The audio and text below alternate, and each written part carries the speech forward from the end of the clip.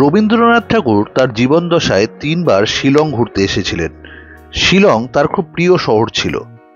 প্রথমবার তিনি এসেছিলেন 1919 সালে, দ্বিতীয়বার 1923 সালে এবং তৃতীয় তথা শেষবার 1927 সালে। আজকের ব্লগে থাকবে রবীন্দ্রনাথের স্মৃতি বিজড়িত 2টি বাড়ি। প্রথম আমরা এসে পৌঁছালাম জিদভূমিতে। রবীন্দ্রনাথ এই বাড়িটি ভাড়া করেছিলেন 2 মাস থাকার জন্য। Here with Rabindranath Tagore in April, May, June 1923. Raktokorobi and poems. Shillong-এর চিঠি written here.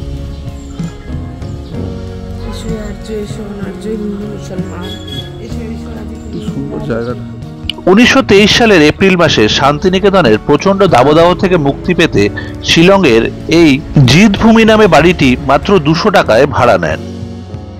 রবীন্দ্রনাথ ঠাকুরের প্ল্যানিং ছিল দেরাদুন যাওয়ার, কিন্তু সেখানে না গিয়ে তিনি চলে আসেন শিলংয়ের জিদভূমি বাড়িটিতে এবং এখানে তিনি এপ্রিল থেকে জুন মাস পর্যন্ত কাটিয়ে যান।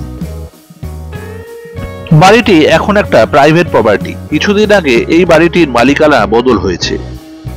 রবীন্দ্রনাথ ঠাকুর যখন 1923 সালে শিলংয়ের এই বাড়িটিতে থাকতে এলেন, তখন শিলংয়ে বসবাস করতেন ডক্টর বিধানচন্দ্র রায় এবং প্রফেসর রাধাকমল মুখোপাধ্যায়।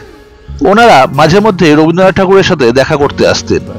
রবীন্দ্রনাথ ঠাকুরের সঙ্গে এসেছিলেন মীরা দেবী, প্রতিমা দেবী, পুপে এবং রানু অধিকারী এই বাড়িটিতে থাকতে। কবি থাকতেন একটি ঘরে, পাশের ঘরে থাকতেন মীরা দেবী এবং রানু, এবং অপর একটি ঘরে থাকতেন প্রতিমা দেবী এবং পুপে। রবীন্দ্রনাথ ঠাকুর এই বাড়িটিতেই বসে লেখেন রক্তকরবী এবং শিলংয়ের চিঠি। রবীন্দ্রনাথ লেখেন, গরমি যখন ছুটল না আর পাখার হাওয়ায় শরবতে, ঠান্ডা হতে দৌড়ে এলাম শিলং নামক পর্বতে, মেঘ বিছানো শৈলমালা, গহন ছায়া অরণ্য, ক্লান্ত জনে ডাক দিয়ে কয় কোলে আমার শরণ্যে। রবীন্দ্রনাথের জিদভূমি বাড়ি থেকে বেরিয়েই চলে এলাম কাছেই ব্রুকসাইড বাংলোতে। 1919 সালে যখন রবীন্দ্রনাথ ঠাকুর প্রথম শিলং এসেছিলেন, তখন উঠেছিলেন এই ব্রুকসাইড বাংলোতে। রবীন্দ্রনাথ ঠাকুর 3 সপ্তাহ ছিলেন এই ব্রুকসাইড বাংলোতে।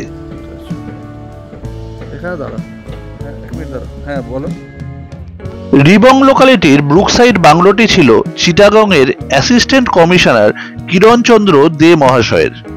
শিলং তখন ছিল অবিভক্ত আসামের ক্যাপিটাল।